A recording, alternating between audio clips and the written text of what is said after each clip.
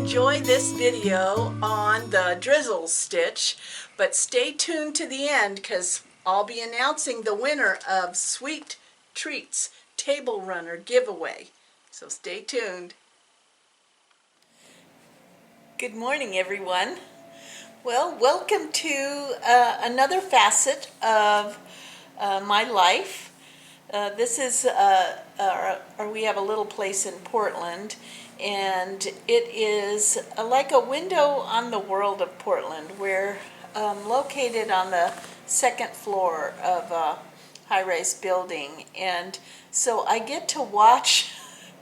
This is my favorite spot, though, sitting in here and stitching, because I get to watch out these windows. It's like a window on the world, and I can see the streetcar in Portland runs right in front of us, and it is fascinating. And so yesterday, I mean, there's some beautiful trees outside, and in some ways I love it in the spring because the trees all leaf out and I feel like I'm in a little tree house. But I can no longer really see the street. In the winter or late fall, when all the leaves fall off the trees, I get a great view of the street. And yesterday, there was a guy trying to catch the bus, but he had to pee. So he went behind a big sculpture and was peeing over there. I mean, you just wonder. I guess when you gotta go, you gotta go. But really, I guess you can't plan. I mean, and as my daughter-in-law said when I was telling her about it, she goes, she's so jealous of the male anatomy to be able to just be wherever you want. And believe me, that happens a lot in a big city. So, welcome to my little spot. I love stitching here because I have a great view. I've got my pillow. We don't have a television here because life is just far more fascinating than anything we could watch on television. So stitching here is really relaxing. The light is fabulous, and I've got my coffee, imagine, and my Stella lamp. This is a crack up. I've had this Stella lamp, it's a floor lamp, forever. And from the get-go, I know sometimes I find that I don't follow through on issues, and from the get-go, the controller wasn't working. And this floor lamp only functions with the controller. There's no on and off switch on it.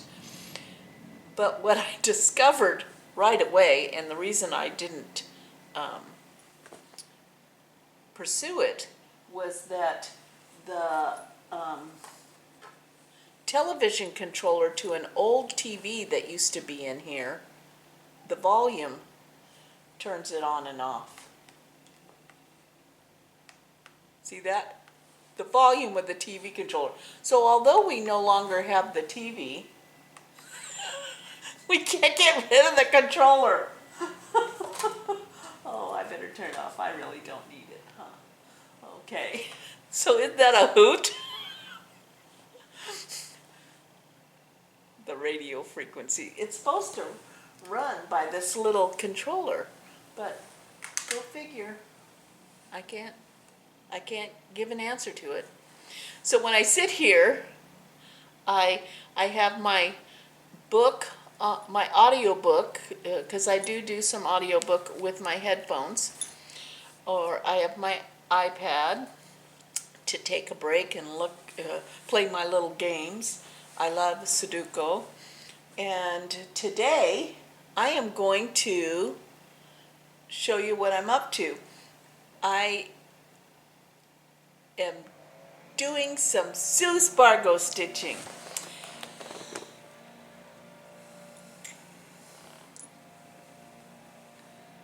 This is by a friend of mine, Monica, at Old World Quilt Shop. She teaches a Sue Spargo class there, and she's a fabulous teacher. And the way she does it is she develops a project, and you will learn several stitches in that project. And so it tells you what stitches to use where, and you don't have to do it exactly like this, but then in her class they do it step by step, learning each stitch. So you're going to come away from Monica's class at Old World Quilt Shop in Cave Creek feeling really comfortable about your stitches. So while I was there, I got the project. It is a pin cushion. So cute, so cute. And I'm working on the drizzle stitch. So I thought I would share that with you, step by step how I do the drizzle stitch. The things you need are naturally the milliner needle, and the reason you need a milliner needle, let me see where my milliner needle is. One should never lose a needle. I think I put it away. One of my future projects in the near future is going to be a needle roll with a little labels that tell you exactly which needle is which, but I know that I know what a milliner needle looks like. So the milliner needle is the go-to needle that you want to use for any kind of wrapped stitch, the bullion stitch, anything where you're going to wrap, because it looks kind of like a sword almost. It's big, but it is the same diameter in circumference at the head as the tip. And so anything you wrap is going to slide right off of it, which makes it so much easier. And you wouldn't think that would be a big deal until you try to use a chenille needle on a wrapped stitch, and you cannot get that sucker off. It's like wrestling an orangutan on top of your project to try to get it off. So, milliner needle. And the other thing for a drizzle stitch that's kind of nice is you can stick the needle in this pillow, but it's going to wobble a little bit. And so it's really nice to have one of these little styrofoam squares. And I think Sue sells these on her site. I've seen them, but I couldn't find it this last time I looked. But this one is just a little styrofoam square that came out of a package or a jewelry box of some sort, and now I save it in my supplies. And the reason is that you're going to be sticking this needle to do the drizzle. So the first thing you're going to do is to thread your milliner needle. So I am doing drizzle stitches on the top. So this will be, I'm not going to get a yard. I'm not going to get a yard of fabric, a yard of thread. I'm just going to get half a yard. Half a yard. I'm going to thread my milliner needle. I'm going to do my little quilter's knot, which is you take the end of the thread and point it towards the head of the needle, and you hold it there, and then you just wrap it a couple times, and you hold the wraps, and then you just pull that wrap down the thread all the way down, nice and gentle, and it makes a knot there. So I'm going to try to maneuver the camera and get you a close-up this. So you won't see me, but you'll see my stitching. So the first thing you're going to do is you have your knotted thread on your milliner needle. You're going to come up from the back side of your project where you want your drizzle to be.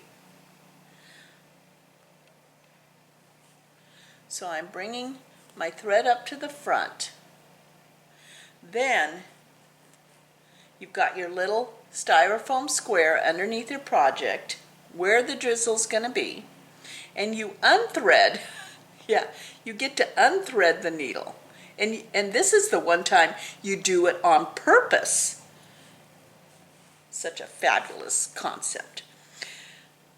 Then you take your milliner needle and you stick it back in through your project right next to where you came up with the thread, and you stick it to that styrofoam. So now the needle's not moving. And you can see you can do it into your stitching pillow, of which, let me tell you, you need this stitching pillow when you're a hardcore stitcher, because it's going to save your shoulders and your neck. So you can find that tutorial back in our video links, and maybe I will see if G knows how to link it at the top corner of this video. But you need this stitching pillow. It's fun to make, it's a fun gift, and it's almost like a physical therapy pillow for stitching. So now I have this loose piece of thread and my needle sticking in the little square of styrofoam. So you take your finger, your index finger, underneath the thread, and you whoop it so that you've twisted it. So you're holding the end of the thread with one hand, and you're laying the thread across your index finger, and you whoop it around so that you've twisted it. And then you lift that twist over the top of your needle. And then you pull that thread and it slides down. And you keep doing this underneath, slide it over the top, and let it come down. The most important part of this is that you don't let these loops down here on your milliner needle overlap each other. They have to be sequential. So you're going to keep track of that. And if one should happen to overlap, you've got to stop and kind of lift it up so it stands in line. Just like you'd make those little preschoolers stand in line and wait to walk out the door. Nobody gets to crowd ahead of the other one.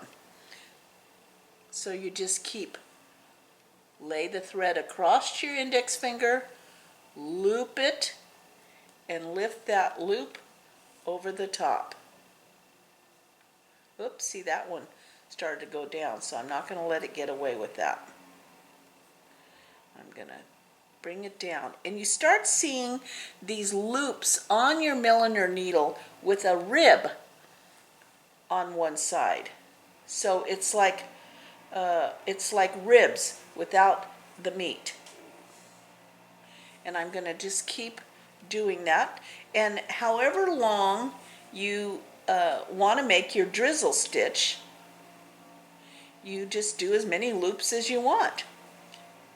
And I'm gonna, oop, that one kind of went down. I'm gonna make it go back up and stand in line. So you have this this nice little links down here with the ribs on one side and then the loop. Now, just so you know, the longer you make your drizzle stitch, the more it's going to curl when you come off. So if you want it really curly-Q, then you make it longer. These drizzle stitch would be so fun as smoke coming out of a chimney stack in a project, or fireworks, all kinds of stuff like that. Here we're just giving these little chicks a hairdo. Okay, so I think I have enough of the drizzle on my milliner needle. So now I want to take this off.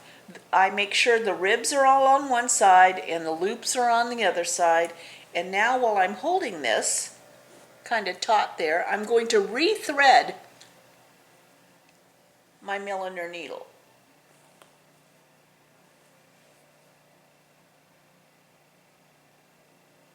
Oops. Sticky fingers.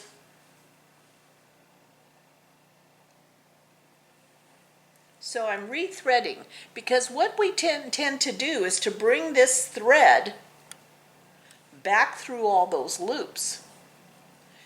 So what you do is you hold all of these loops that you have on the milliner needle, and you take the needle gently off of the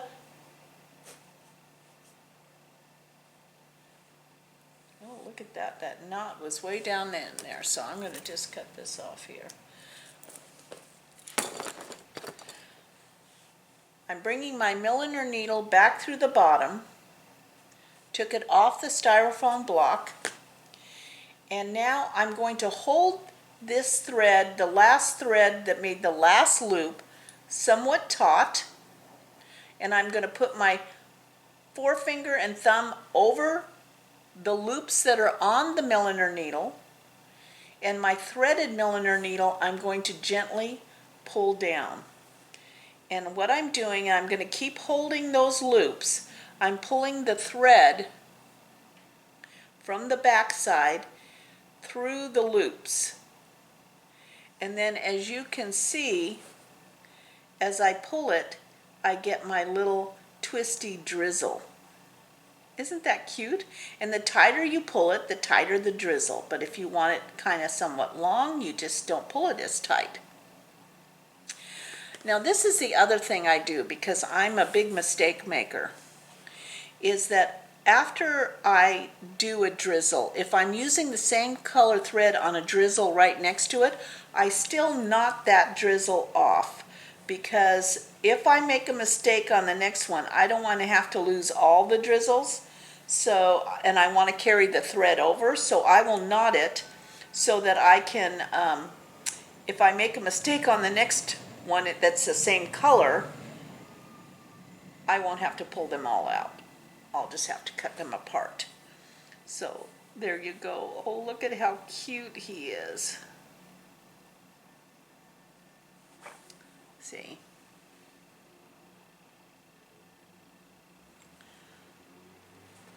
These are so cute. And they're a dimensional stitch, because we're not attaching them in any way to the project, so they give a really fun look to it.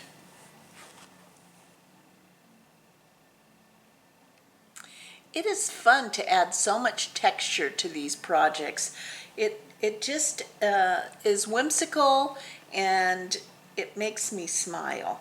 And that's what I love about Sue Spargo's projects. So if you're interested in seeing what many people are stitching as far as Sue's projects go, you can join us on Facebook on it's a private, not a private, it's a closed group called Friends of Sue Spargo's Folk Art.